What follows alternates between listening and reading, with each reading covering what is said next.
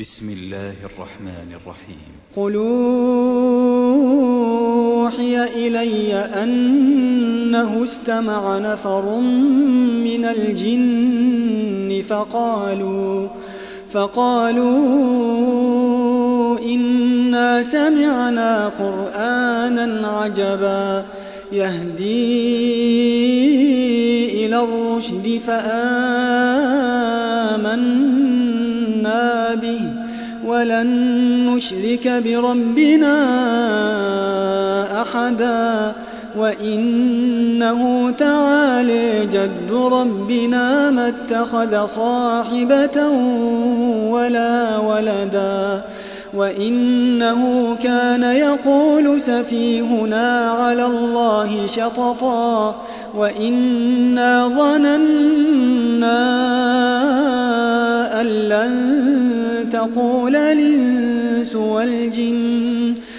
لن تقول الإنس والجن على الله كذبا وإنه كان رجال من الإنس يعوذون برجال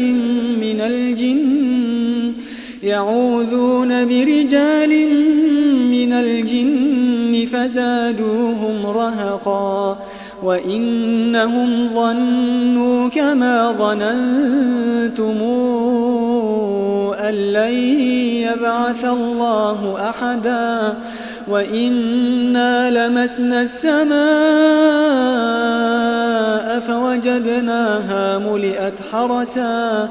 فوجدناها ملئت حرسا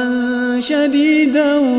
وشهبا وإنا كنا نقعد منها مقاعد للسمع فمن يستمع الآن يجد له شهابا رصدا وإنا لا ندري أشر نريد بمن في الأرض أم أراد بهم ربهم رشدا وإنا منا الصالحون ومنا دون ذلك كنا طرائق قددا وإنا ظننا أن لن نعجز الله في الأرض ولن نعجزه هربا وإنا لما سمعنا الهدى آمنا به فمن يؤمن بربه فلا يخاف بخسا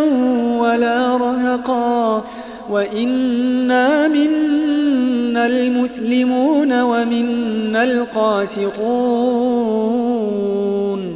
فمن أسلم فأولئك تحروا رشدا وأما القاسطون فكانوا لجهنم حطبا وأن لو استقاموا على الطريقة لأسقيناهم ماء غدقا لنفتنهم فيه ومن يعرض عن ذكر ربه نسلكه عذابا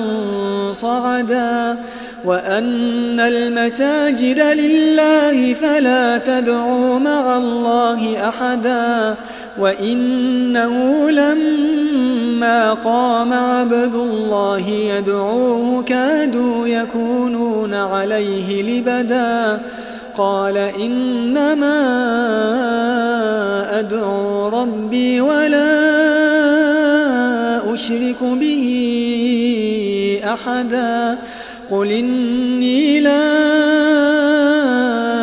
أملك لكم ضرا ولا رشدا قل إني لن يجيرني من الله أحد ولنجد من دونه ملتحدا إلا بلاغا من الله ورسالاته ومن يعص الله ورسوله فإن له نار جهنم فإن له نار جهنم خالدين فيها أبدا حتى